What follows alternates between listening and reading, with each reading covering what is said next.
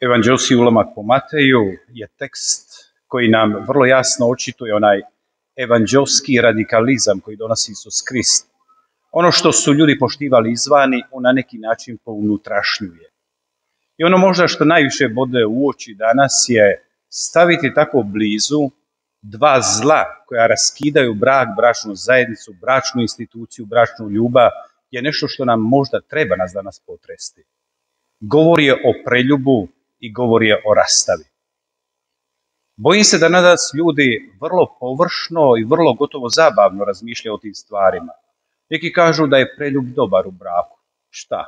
Kad uđe u rutinu, kad brak postane dosadan, kad brak postane svakidašnji, možda je dobro izići malo vani pa se vratiti, pa na taj način dinamiziramo brak i bračnu ljubav, odnosno bračnu zajednicu. Ili možda ste sami čuli govoriti, rastava je dobra, pa pogledajte nju, krasna žena, dobro čeljade. Kruv od žene, skućna, pobožna, kad je otišla od onog divljaka, od onog pijančine, nasilnika, spasila se, našla drugog muža, razumije. Evo, vidite da je rastava braka dobra. Ili čujete drugu priču, on krasan čovjek, pravi drugarčina. Kad je otišao od one oštrokonđe, vještice, od onog gaždaje od žene, naša finu ženicu, eto, spasio se. Takvih slučajeva zaista ima, međutim postotak je 0,00 ništa posto gotovo. Mi svećenici možemo svjedočiti da se radi o ljudima koji su sami duboko pate i možda najviše pate oni koji ništa nisu krivi, a to su djeca. Kako ćete vi vašem djetetu objasniti da majka i otac koji su ga iz ljubavi stvorili više se ne vole? Vi vašem djetetu možete objasniti nestanak majke. Kad dijete pita, tata, gdje je naša mama? Reći ćeš, umrla je u porodu, dobila je tešku bolest i nema je više. Dijete će to razumjeti, za svojim ocem molit će za svoju majku. Kad dijete pita, mame, gdje je naš tata? Poginio u Domovinskom ratu, dobio je srčani udar, dobio tešku bolest, radio u tvornici i poginio, dogodilo se. Dijete će kleknuti s majkom i moliti za svoga oca. Ali reći djetetu da se oni koji su ga iz ljubavi stvorili više ne vole, može se dogoditi jedna opasna stvar. Da dijete preuzme na sebe krivnju za ono što su krivi ljudi koji su bili neozbiljni, nisu znali rješavati svoje bračne i životne probleme. Previše, bojim se, mudrujemo oko preljuba i rastave. To je zlo. Nema se čime opravdati. I to Isus, nema dvojbe, jasan je. Ne samo da je preljub ovaj koji se dogodi fizički, nego u svom srcu ako si učinio i pomislio, ti si već učinio preljub. Ti si već učinio zlo. Isto vrijedi, povucimo paralelu. Ako je rastava ona na papiru, na crno-bijelom, teško zlo, u srcu kad si počinio rastavu, a ona se može učiniti, također si učinio zlo. Mi često opet mudrujemo što dolazi prije. Je li dolazi prije rastava ili dolazi prije preljub? Ili je bio prije preljub pa rastava? To su čiste gluposti. Te rasprave ne služe ničemu. Ima slučajeva, dogodio se preljub i zahladnili su odnosi, doveo je do rastave. Ali imate da su zahladnjeli odnosi unutar braka i došlo je do preljuba. To nas apsolutno ne zanima. Što je bilo? Zanima nas jedna činjenica da je današnje društvo popljuvalo ono na čemu je počivao ljudski život, ljudska zajednica koju nazivamo obitelj, ako hoćete čitavo društvo. A to su vjernost i isključivost. I preljub i rastava braka vuku svoje korijene iz tog mentaliteta. Izgubili smo smisao za njih. Pogledajte kako lako pogazimo svoju riječ, koju smo obećali supruzi, suprugu, Bogu, prijatelju, bilo kome. Vrlo je lako izdamo. Ili isključivost, nema trećega. A čitava nam civilizacija kaže dobar je treći, i četvrti i peti. Stoga, draga braće i sestre, stanje je danas takvo da mnogi svećenici čak sa strepnjom idu obaviti sakrament svete ženidbe, obred vjenčanja, sa zebnjom u srcu, sa strepnjom, i mnogi od njih kada završi ovdje pred oltarom taj sveti, lijepi obred, kada mladenci su već negdje na dnu crkve, učine blagi blagoslov. Neka ih taj blagoslov, njihov Bog, prati na putu i da ne pokleknu pri prvom svađom koja će se vrlo brzo dogoditi. Evanđelje se ne ograničava samo na osudu rastave, ne ograničava se samo na osudu preljuba, to je vrlo jasno da tako jest, nego evanđelje radije govori pozitivno, ono upozorava. Ono nas uči na koji način dovesti sebe, svoga muža i svoju suprugu, dovesti u tu situaciju. I evanđelje savjetuje prevenciju. Daj djelujte prije, daj budite svjesni toga, nego li kasnije kad bude potrebna, pritisak, represija ili bilo kakva prisila. Brak je u krizi, draga braćo i sestre. To svi vidimo. To svi svednevice gledamo. Najčešće parole, najčešće riječi u našim kršćanskim brakovima su sljedeće. Štufan sam ovakvim životom, teško mi je. Odlazim jer ona je teška, jer on je težak. Ako je tako i ako tako živimo, da se bolje ne ženiti niti udavati, bolje svak na svoju stranu. Šta ćemo se gložiti, šta ćemo se gnjaviti, vršiti nasilje jedno na drugi. Da djeca ne gledaju, bolje da ide svako na svoju stranu.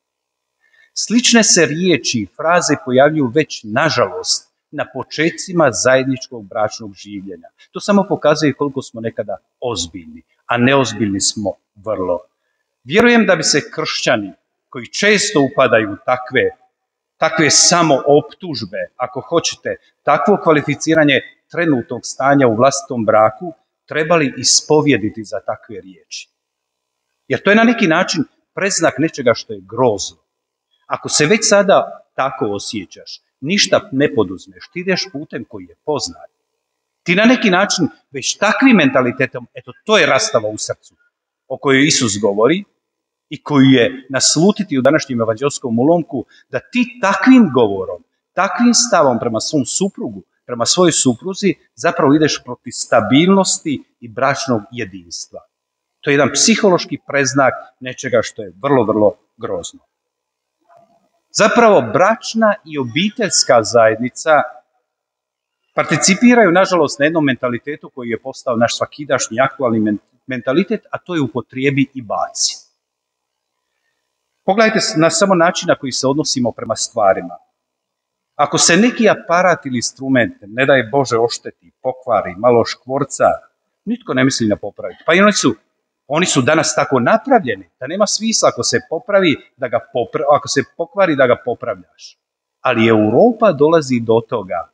Ako tako budemo postupali, frižidera i špajera imat ćemo pun šibeni. Nešto trebamo poduzeti. Da ne govorimo o stvarima ko više popravlja cipele, ko više popravlja kišobran. Prije su po selima dolazili oni koji su vikali popravljam lonce i tako dalje. Nestali su mali obrti koji su vrlo vješto radili na tome. Kod nas, i neko nam je to utuvio u glavu, prevladava moram imati novo. Pogledajte samo. Imamo dobro auto, ali pojavio se novi model, već nam nešto u glavi duboko. Kvoca nas u glavu, moraš imati. Imamo savršen mobitel, imamo lijepu majicu, ali su zastarili, izišli modeli i tražimo nešto što je novo. To na stvari možemo i primijeniti, ali braćo i sestre, kada takav mentalitet upotrijebi i baci, premijenimo kada se pretoči u naš brak, u našu obiteljsku zajednicu, onda je to nešto što je vrlo, vrlo pogubno. To je molotovljev koktel, to je nešto toksično što će uništiti ne samo pojedinca, ne samo bračnu zajednicu, ne samo obitelj, nego čitavo društvo. Društvo koje ne podnosi stabilni brak postaje nestabilno društvo i urušava se u sebi. Daj Bože da suvremeno društvo postane svjesno toga. Brak, recimo i to, nije kao ostale stvari. Brak se ravna principima po kojima se ravna život. To je kriterij funkcioniranja. On spada u kategoriju života i slijedi zakone života. A koji su to i kakvi su to zakoni života? Život se ne živi niti održava ako ga stavimo pod stakleno zvono, kad bi ga se čuvalo od bilo kakve krađe, promjene loših atmosferskih prilika. Život je, primijetimo, učinjen od stalnih propadanja. Pogledajmo sebe, pogledajmo našu djecu, pogledajmo naše zdravlje, pogledajmo sve. Samo propadamo. Od gubitaka. Međutim, ono što također moramo u životu primijetiti, život i organizam je takav da se svednevice obnavlja, naučen je obnavljati se, izložen je stalnom napadu taj organizam najrazličitijih agensa, virusa, koji organizam inteligentno prepoznaje sve te viruse, osjeti i pobjedi, angažirajući sva vlastita tijela za obnovu tog istog organizma. Barem je tako dok je organizam zdrav. Brak se ravna po istim principima. Brak je kao i život. Brak je kao i vino. On se ne uništava sam od sebe. Brak, i to će vam posvjedočiti mnogi ljudi, što su išli dalje i rješavali svoje probleme, postali su tako dobri kao staro vino. Jer bačva je, hvala Bogu, bila uredna. Brak možemo također usporediti sa drugom velikom vrednotom, a to je svetost. Isti je put do uspjeha kako u svetosti, tako i u našem braku. Svetost se ne postiže ni čineći ništa, ne kompromitirajući se, ne šporkajući ruke o bilo čemu.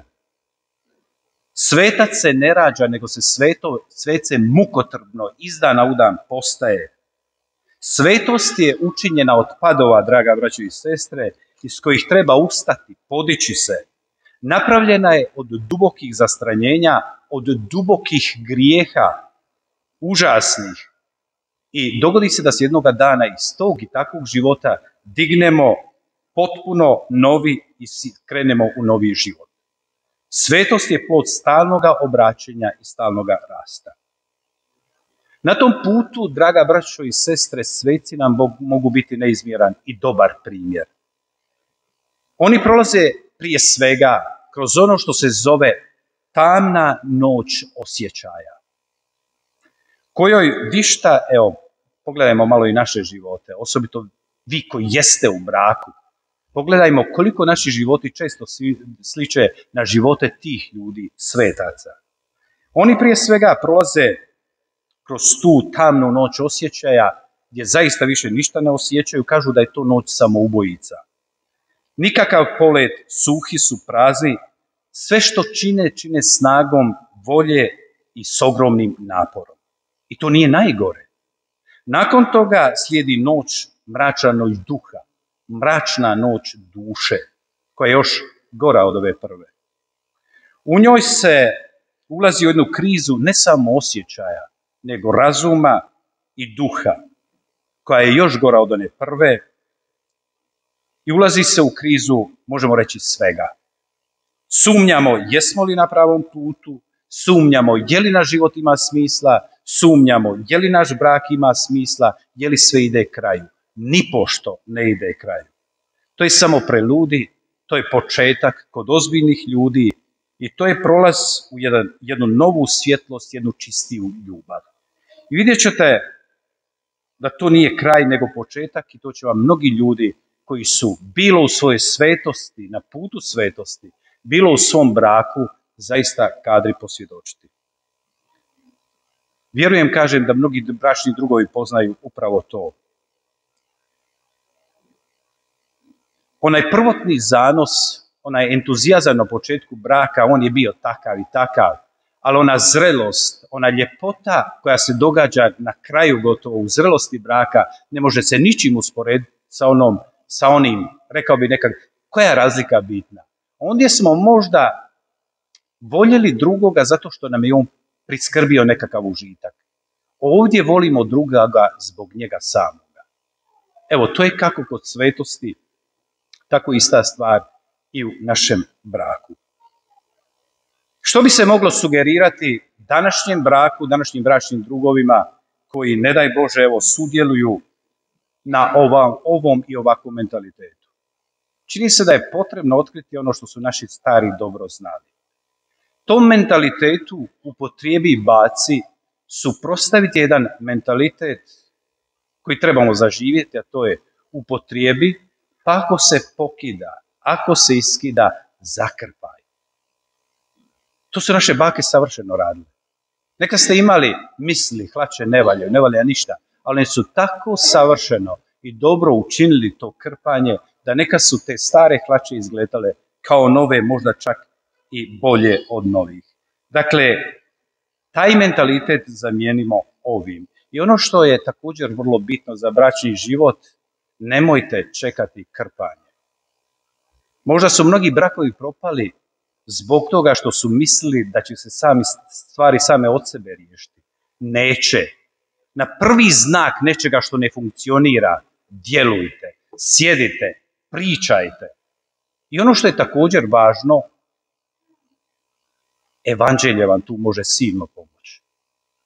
Pogledajte samo što Sveti Pavao govori općenito, a može se primijeniti na naše brakove. Sunce nek ne zađe nad vašom sržbom i ne dajte mjesta đavlu. Pomirite se prije odlaska u krevet. Svaki dan. Neka ne traje sržba i ne daj Bože mržnja jednoga prema drugome. Podnosite jedni druge, opraštajući jedni drugima. Možda je zaboravljena vrednota, upravo vrednota praštanja. Puni smo oholosti, puni smo ponosa. Sami i svi svednevice mislimo da smo samo mi uvrijeđeni. Uvijek je neko drugi kriv. Mi ne tražimo oproštenje i ne znamo opraštati. Ja bi molio ljude koji to nisu kadri, neka radije ne ulaze u brak i bračnu zajednicu. Pavao kaže, nosite teret jedni drugima. Sjećate se što su naši stari govorili. Brak nije uprti pa rasprti, nego brak je uprti pa do smrti. Na zaručničkim tečajima reći je sljedeće zaručnicima. Bez obzira, dragi moj, koliko tvoja gospođa bila teška, ta izabranica, ne mislim kilima teška, nego kao karakter, kao osoba, kad joj bude najteže, uprti je na leđa i nosi. To je Krist učinio radi nas. Bez obzira, draga gospođo, koliko tvoj gospodin bio težak, opet ne mislim kilima, nego karakterno, kao osoba, kao muškarac, kad mu bude najteže, uprti i nosi.